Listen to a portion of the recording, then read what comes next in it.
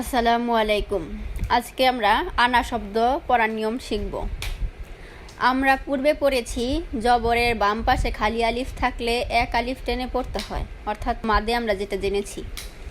আনার ক্ষেত্রে এই আনা শব্দটা টেনে পড়া যাবে না।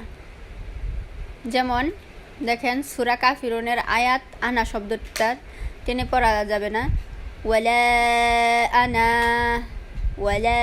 আনা আবিদুম ওয়ালা আনা আবিদুম, এখানে আনাটা আমরা টেনে পড়িনি। শুধুমাত্র কোরআনের 4 জায়গায় আনা শব্দটা টেনে পড়া যায় বা লম্বা করে পড়া যায়।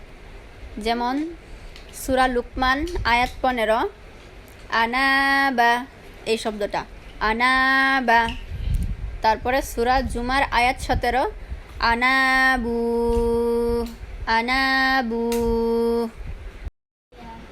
সূরা আল ইমরানের আয়াত 119 দেখেন আনামিলা আনামিলা।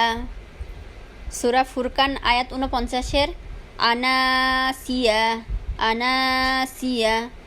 তো কোরআনের 4টা সূরার 4টা শব্দই শুধু আনাটা টেনে পড়তে হবে।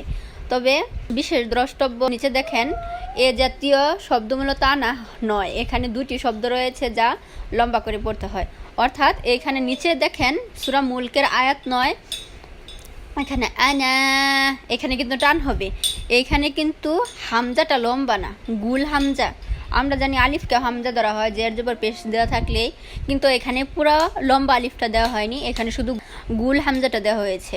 তো এই ক্ষেত্রে আমরা আনাটা টানতে পারি। এইটা ওই আনাটা না, 2টা আনার মাঝখানে পার্থক্য আছে। ওটা হলো লম্বা আনা আর এটা হলো গুল হামজা দিয়ে লেখা আনা, এইখানে টান হবে। আপনাদের মনে রাখার জন্য 4টা সূরাই আমরা সংক্ষিপ্তভাবে লিখে দিচ্ছি, আপনারা স্ক্রিনশট দিয়ে রাখতে পারেন। এই 4টা শব্দ মনে রাখবেন।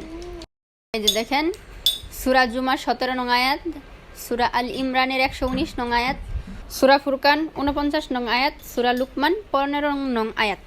এই 4টা সূরার 4টা শব্দ শুধু আনাটা টান হবে, আর কোরআনের কোথাও আনা টান হবে না।